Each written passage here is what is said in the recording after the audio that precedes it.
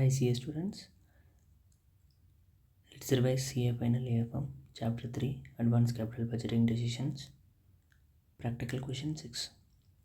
Shivam Limited is considering two mutually exclusive projects A and B. Project A costs 36,000 and Project B 30,000. And they've given net present value probability distribution for each project.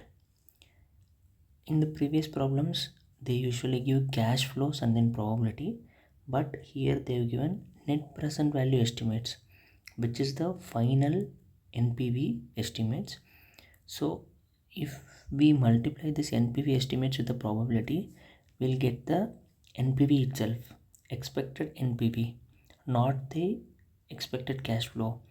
So we should not make a mistake where we'll calculate this expected cash flow and then again we'll reduce it with the initial investment to arrive at a NPV. This is already the NPV estimates. So whatever we are getting the answer based on multiplying this NPV estimates, that is the final NPV, expected NPV. Okay, coming back to the requirements, they're asking us to compute the expected net present value of project A and B, which is nothing but the expected NPV estimates. And then second one, the risk attached to each project, which is standard deviation of each probability distribution. Then probability index of each project, which is nothing but per rupee return of each the project. How will we calculate? How much our discounted cash inflows divided by cash outflow, will get per rupee return. Then which project do you recommend? State with reasons. Okay, we'll go one by one. Now the first requirement, expected net present value. Project A and project B, when we multiply the NPV estimates with the probability, we are getting a expected value which is 9,000 and 9,000 in both the cases, which signifies in both the cases the NPV is same. So based on NPV we can't make any decisions as it is giving the same decision, same returns.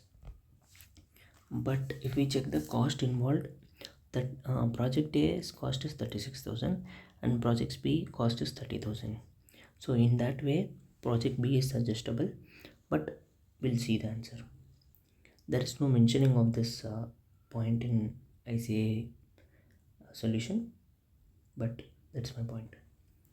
Then since this 9,000 is NPV and we have initial investments, we don't have the in between cash inflows which will happen on these projects. So how can we find that out? In the normal procedure, initial inflow will be my cash outflow at the beginning of the year, and during the project life we will get cash inflows. We will add that back with that initial cash inflow. Then if any salvage value is there, that also will discount to the end of the project, and then we will add it to our value. We will arrive at a NPV.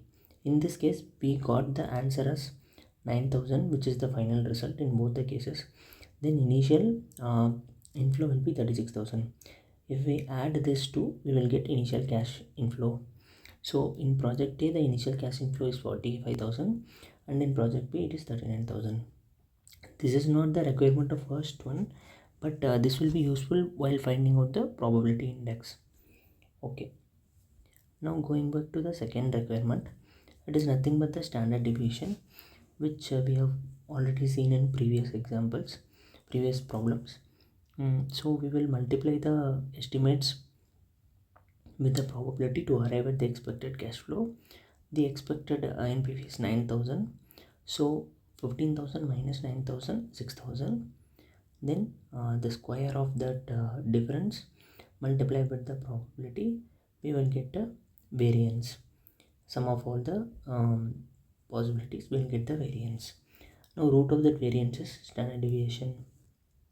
The same way goes with project B, wherein here also the expected NPV is 9,000 Reducing with 15,000 we'll get 6,000. 6,000 square into probability, and sum of all the probabilities will get the variance. Root of the variance is 3,795. In the standard deviation approach, project A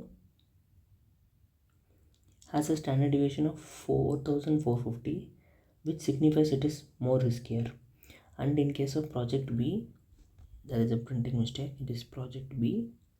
In case of project B, the standard deviation is 3,795. So comparing these two, project B is acceptable as it is less riskier.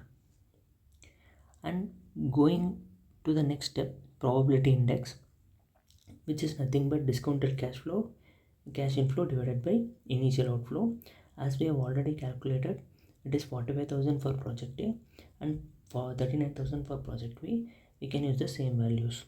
45,000 divided by 36,000, 1.25, and in case of project B, 39,000 divided by 30,000, 1.3. So this signifies project A has less per rupee return compared to project B, because project B is giving 1.3 per rupee return, but in case of project A it is giving only 1.25. In this case also project B is acceptable. Now the fourth requirement is, which project do you recommend? In ICAI solution, they have considered risk as the base. If we also consider risk as the base, then project B is acceptable. Same they have considered, as the NPV is same for both the projects. So if we consider probability index also, in that case also project B is acceptable, because the per rupee return is more in case of project B, which we can include in our decision. Thank you.